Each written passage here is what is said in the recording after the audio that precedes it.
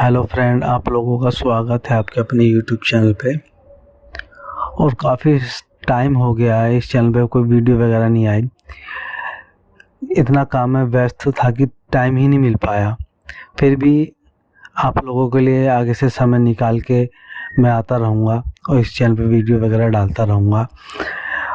और इन दिनों जब मैं बिज़ी था तो मेरे पे मेल आया था कि किसी ने अपना अनुभव भेजा था कि गुरुजी आप भी मेरे अनुभव अपने वीडियो पे डालिए। तो मुझे जैसे समय मिला तो ये काफ़ी दिनों बाद मैं वीडियो बना रहा हूँ, तो अब इसके बाद धीरे धीरे वीडियो आती रहेगी। तो आप चैनल से जुड़े रहिए और बेल आइकन पे प्रेस कर दीजिए ताकि जो भी मैं कोई वीडियो डालूँ उसका नोटिफिकेशन आप तक सबसे पहले पहुँचे। तो जिस व्यक्ति ने अपना अनुभव दिया है उसने अपना नाम बताने से मना किया है, तो उसके नाम की जगह हम कोई रैंडम नाम चूज़ कर लेते हैं, जैसे कि मनोज नाम।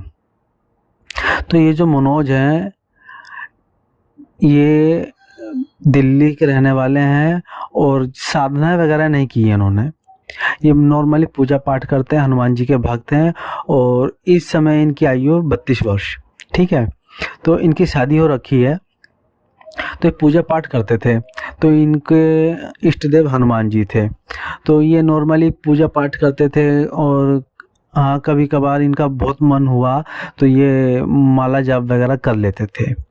तो इन्होंने जब साधना की इस लाइन में जब आए, साधना लाइन में आए, तो इन्होंने सुना कि साधना वगैरह होती हैं। तो इन्होंने यूट्यूब पे कई चैनल देखे, तो कोई यक्ष यक्षिणी, कोई प्रेत, कोई जिन्न, और सबसे ज़्यादा पॉपुलर था उस समय ये कड़पिशाचनी। तो इन्होंने बहुत देखा कि कौन सी साधना से शुरुआत कहाँ से करूँ। तो देखिए, यूट्यूब पे आपको सही नॉलेज देने वाले भी बहुत मिलेंगे, गलत नॉलेज देने वाले भी बहुत मिलेंगे। ठीक है, तो उस समय एक चैनल था, मैं उस चैनल का नाम नहीं बताऊंगा।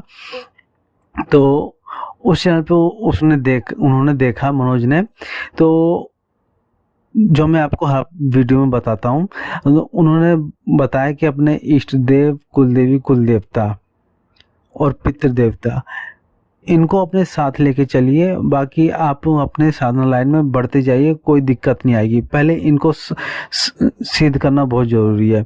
तो इन्होंने किया, इष्ट देव की, अपने हनुमान जी की 108 वो हनुमान चालीसा सिद्ध की, 108 हनुमान जयंती वाले दिन। तो इनको अनुभव भी हुए, बहुत अच्छे अनुभव है। कभी कभी ये मंत्र जाप कर लेते थे माला से, रुद्राक्ष की, बैठ के।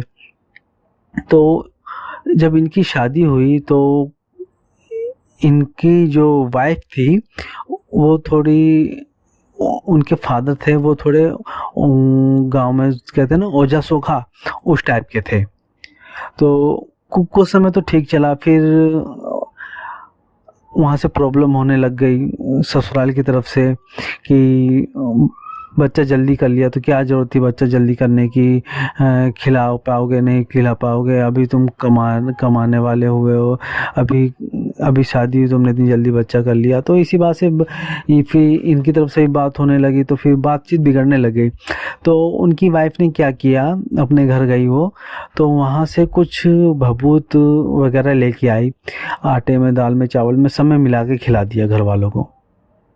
ठीक है, तो इनको पता चल गया, इन्होंने देखा, पता चल गया, इन्होंने मिलाया कुछ। तो इन्होंने,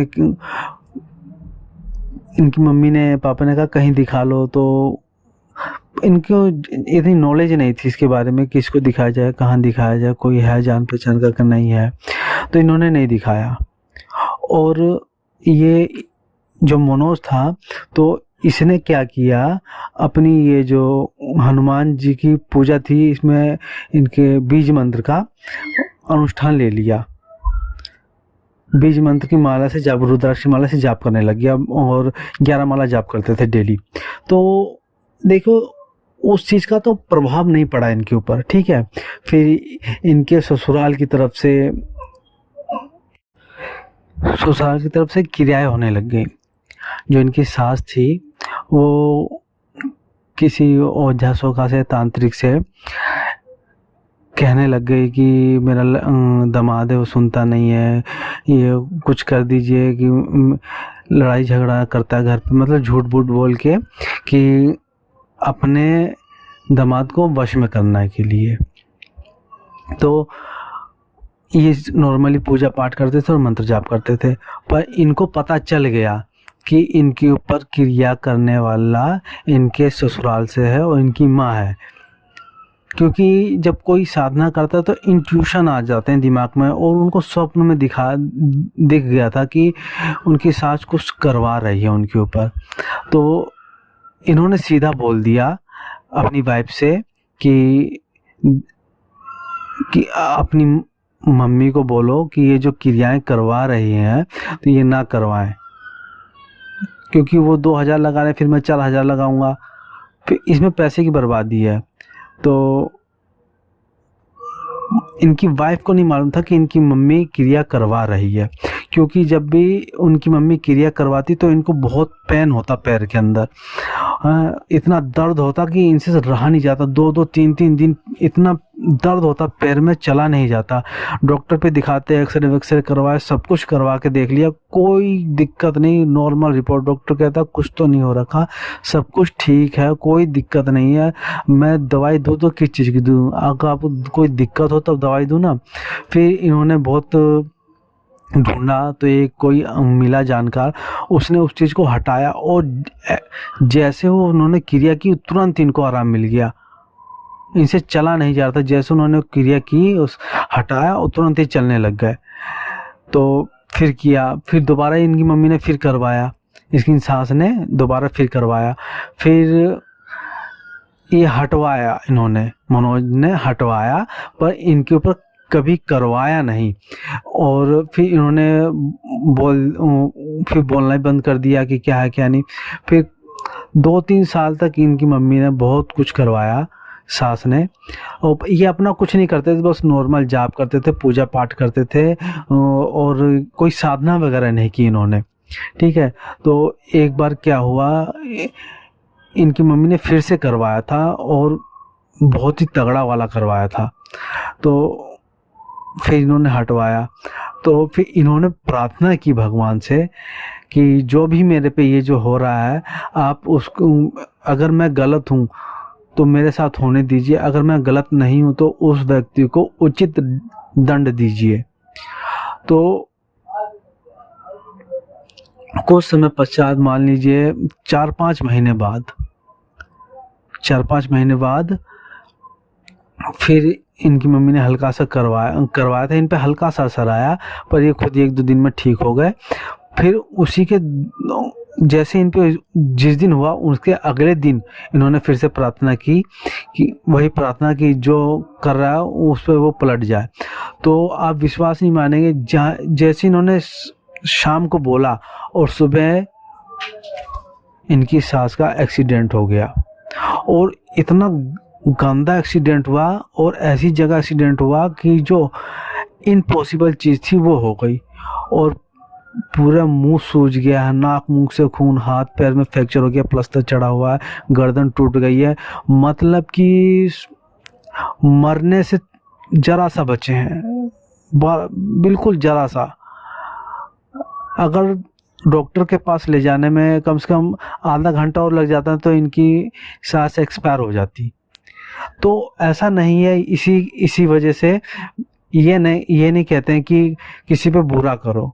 अगर आप प्रार्थना भी कर दोगे, कि ये नहीं कि किसी ने कर दिया तो आप जाके उस पर पलटवा दो, ये सब नहीं करना चाहिए। यही था इनका अनुभव। और इससे मैं ये बताना चाहूँगा कि जब भी कोई आप पे करे तो आप अपना उसको हटवा लीजिए या अपनी प्रोटेक्शन कर लीजिए। देखिए, जो भी करता है उसको उसके कर्म का फल जरूर मिलता है। भगवान के घर देर है अंधेर नहीं है। तो आप हटवाएंगे तो वो भी देख रहे हैं कि कहाँ किसकी गलती है, और कुछ समय बाद उसको भी करने का फल जरूर मिलेगा। और जो करता है उसको तो भुगतना ही भुगतना है, ठीक है।